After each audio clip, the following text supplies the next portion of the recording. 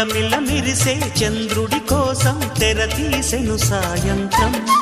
జోలగా లాలించగా నీ నీడ దొరికింది, కమ్మగా కలలీయగా నీ తోడు నాకుంది. ఎదవిల్లును వంచిన వాడే నీ రాముడు అన్నది మనసే, గుడి తలుపులు తీయక ముందే వరమిచ్చెను దేవత ఎదురై. నీదే ఆచని నిజమేనా జాబిలి, కిలకిల నవ్వే కోయిల కోసం వచ్చింది మధుమాసం.